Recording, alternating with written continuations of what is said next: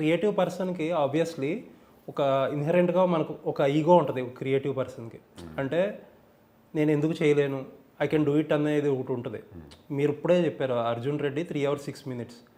ఇప్పుడు కొంతమంది ఏంటంటే ఆ 3 hours అప్పుడు కూడా మిమ్మల్ని ఇలా డౌట్ చేశారు. 3 గంటల సినిమా ఏంటి, రిలేటివ్లీ ఫ్రెష్ ఫేసెస్ వాళ్ళు, కొత్త డైరెక్టర్, 3 hours సినిమా ఏంటని చెప్పి చాలామంది డౌట్ పడే ఉంటారు. మీరు you prove them wrong obviously.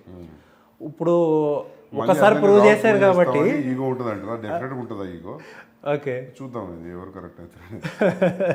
Ego లేదు, అదేం లేదు, అబద్ధం చెప్పడం డెఫినెట్లీ ఉంటుంది. ఒకసారి ప్రూవ్ చేసాం కదా 3 గంటల 6 నిమిషాలతో, మళ్ళీ ప్రూవ్ చేస్తాను. ఈసారి 3:25 కూడా చూపిస్తాను నేను, అది ఉంది నాకు కూడా. ఓకే, 3:25 సక్సెస్ అయితే ఇంకా అంతకంటే ఎక్కువ ఏం పోనండి. ఓకే, 3:45 వరకు అయితే పోవచ్చు, 3:40 వరకు వెళ్ళొచ్చు. 3:45 దానికంటే మించి ఉంటే పార్ట్ 2 చేసుకోవడం బెటర్ అనేది నా పర్సనల్ ఫీలింగ్. ఓకే, ఒక అర్జున్ రెడ్డి కానీ ఇప్పుడు ఇందులో కానీ ఆ క్యారెక్టర్, ఆ హీరోకి ఆ క్యారెక్టర్ అనేది ఒక విజిటింగ్ కార్డ్ కింద అయిపోతుంది. ఇప్పుడు ప్రభాస్ గారి స్పిరిట్ కూడా అలాగే ఉండిపోతుందా?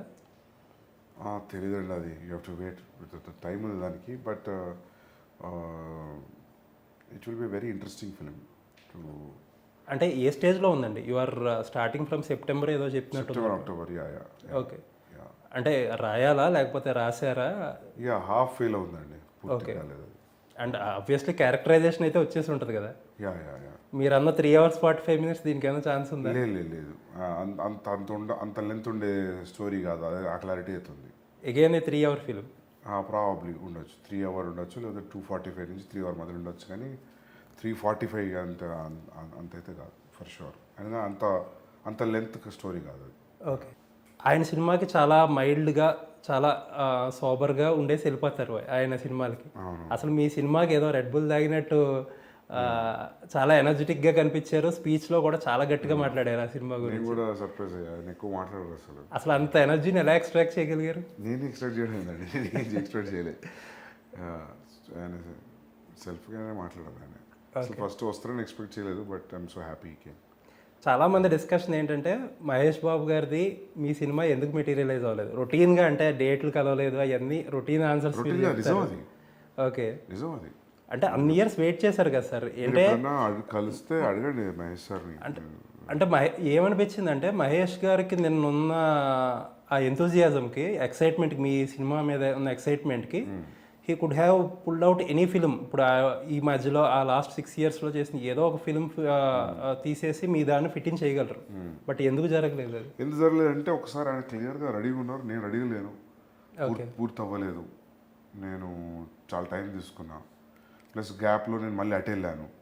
Okay, so he will not wait for me obviously. So అంతే తప్ప రిజెక్ట్ చేసారు, నచ్చలేదని ఏం లేదు. సో అది ఆ టైం కుదరలేదు అంతే. కుదిరితే definitely will do, Pakka 100%.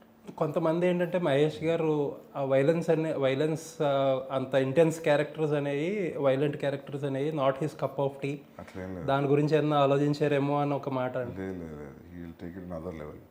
Okay, అట్లా అస్సలు కాదు, అదేదో అనుకుంటున్నారు కావచ్చు రూమర్. బట్ ఓకే, అంటే ఎలా ఇమాజిన్ చేసుకున్నారు మహేష్ గారిని? అంటే ఆబ్వియస్లీ ఆయన అట్లీస్ట్ చేసినా ఇది లేదు కదా మీరు.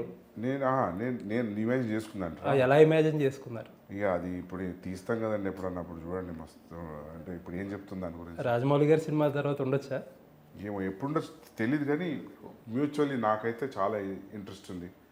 ఆయనకు కూడా నా వర్క్ నచ్చింది కాబట్టి ఆయనకు కూడా ఇంట్రెస్ట్ ఉంది. So it will materialise very soon, ఎప్పుడైనా తెలియదు కాకపోతే.